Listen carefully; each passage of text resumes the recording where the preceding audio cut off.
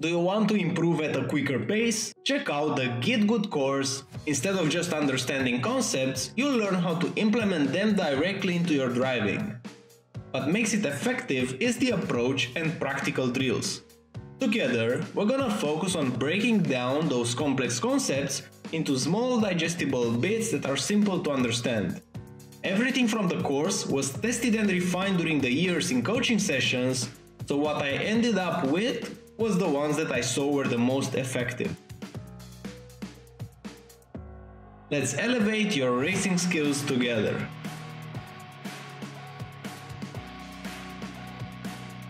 Now for the track guide. Before starting, if you enjoyed this content, if you learned something out of it, giving it a like and a subscribe is a free way to support the channel as I can continue to create more content like this.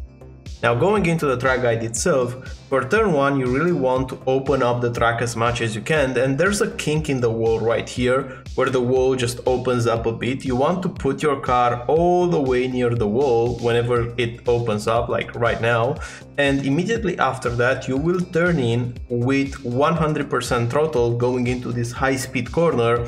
We want to stay on the throttle as much as we can, especially with this car, it has a lot of downforce.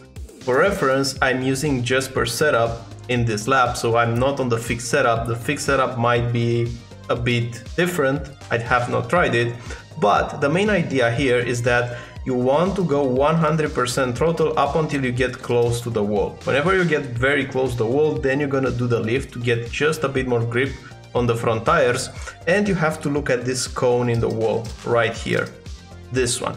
You want to apex at the cone. If you will apex a bit earlier than the cone, you will do a bigger lift. And that's exactly what happens with me in this lap. So if I would have apex just a bit later, parallel to the cone, in his area, then I would have done a smaller lift. I would have gained a bit more time in turn 1. So this is the only thing. Look at the cone, get close to the cone, minimize the lift, and then get back on throttle while using all the track like this. Now the second and third corners, those are really tricky. What I'm using as reference for braking is the number 2 cone. At number 2 I'm applying the brakes, and what I want here, I want to spike the brakes hard, and I want to on purpose make the rear dance, because if you will add this amount of steering angle plus harder on the brakes, you will shift a lot of weight on the front tires and the rear will float just for a brief moment. And you need that to properly rotate the car into the corner. And what I'm doing here, I'm looking at the beginning of the curb of the white part here, but I don't want to touch it. So I'm going around it and I barely touch it on the exit. Ideally, you just want to touch it on the exit, you don't want to touch it on entry, because it will make the car jump forward and you will lose the line. Because right now you will go flat, going around this curve you can barely clip it, and it's super important for this corner to have an early throttle application. So what I'm doing here, I'm positioning the right tires on this white and blue curb, like right now I'm stepping on the curb. And whenever I'm turning into the corner, I'm in 4th gear, I'm just barely braking 4% on the brakes and downshifting to 3rd, and I'm trail braking up until I feel the rotation. And this is super important. You have to push the throttle way earlier than the apex here. You have to be earlier than the apex on the throttle so you can carry all this speed to this big straight. So even though I'm not close to the curb, I'm already pushing the throttle 6, 16, 23, and I'm slowly building it up without dropping it. So this was a quite good corner. I think this was my best corner in the lap probably, because I was able to be this early on throttle without doing corrections. And one more thing here, you want to avoid hitting this curb.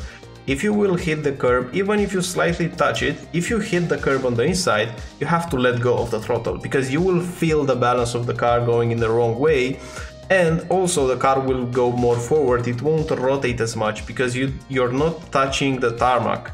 And you will have less grip, the car will rotate less, and because of that, the consequence or the effect will be that you will have to drop a bit the throttle and you will lose on this straight. So avoid the curb, be early on throttle and barely use the brakes. Use the brakes more to open up the corner, and also use the track to open up as much as you can.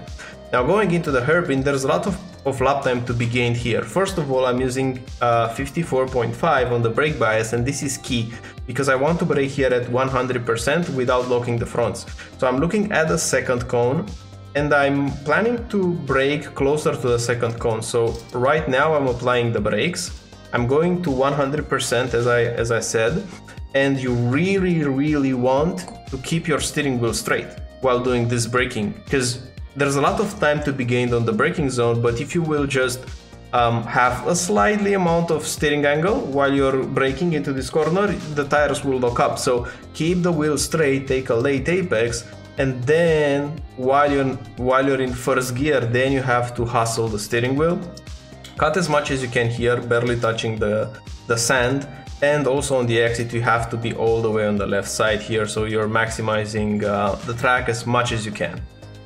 Now going into the next corners, you just have to take the shortest spot, and the braking zone for me here is closer to the second cone. So I'm looking at the second cone, and around here, very close to the second cone, I'm applying the brakes. Same thing, brake on a straight line, brake as hard as you can, not 100%, but quite hard. And while trail braking in third gear, you have to avoid this curb. Don't touch it.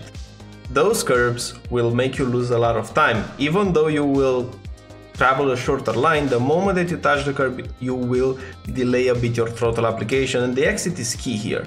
Because the earlier you be on throttle, you see there's a decent straight again with this car and with any car up until this corner. You don't have to drop the throttle, so super important to prioritize the exit by avoiding those curbs. Now for this corner, I'm braking past the second cone, like right now I'm applying the brakes. I'm using the curb on the inside to open up the corner, and while downshifting to third gear again, I will avoid this curb, and at the curb I'm back on power, like this. It should feel very smooth, even though this is a bumpy track. In the corners you should make it feel as smooth as you can, because if you will take the curves, then the balance will be all over the place. For the next corner, my braking reference is past the second cone again, so right now I'm applying the brakes. In fourth gear, I aim to cut this curb with the right tire, and the moment that I touch it, I put the throttle on. You want to have this 100% blimp of throttle in between this corner and the next. Like right now, I just did a small lift, but ideally it would be flat. Take this curb on the left tires, but don't take it in the middle of the car, because the car will be unbalanced, you will bottom out on this curb. So just put your left tires on it and bring the car on the left side. I could have done a better job bringing it up just a bit more on the left. So there's a bit more lap time to be gained by exploiting here the track limits. You can be a bit more on the left. And while braking without downshifting, still in fourth gear, you want to get very close to this curb, put the power down, and use all the track like this. A small gap here in the input, so not ideal. I think there's 1/10 more in this corner, but it's quite tricky to find the perfect balance. And now going into the last part of the track. Right now, what I'm aiming to brake, you want to brake very late into this corner. The car has a lot of downforce. So right now, while approaching this corner, I just shoot the car deep, and whenever this darker tarmac ends on the left side and this white line in front of the car, now I'm applying the brakes. You don't want to brake very hard, and see this white line around here that just goes through the track. You want to put your left tires or your car in a way that you have your left tires on the left side, your right tires on the right side of the white line, having the car in the middle of, having the white line in the middle of the car, and now still trail braking, going very close to these walls and putting the power down earlier than the bridge. That's gonna be key. It wasn't ideal, was a bit too late on the power, but you have to find the rhythm. My advice here is brake late, brake soft. Notice this braking, I'm not braking very hard. Trail brake longer, but in softer percentages, and then push your throttle earlier and earlier next lap. Ideally, you want to be more closer to this wall. So there's more lap time to be gained here. I lose 1/10. So keep that in mind. But in short, that's a track guide route Sebring with the Super Formula lights. I think it's gonna be a nice racing week here. The track is quite wide. So good luck. If you want to improve at a quicker pace, check out my sim racing course. It's in the video description. It has a lot of value, and I think it will make you improve even more. And I'll be seeing you in the next one. Bye bye.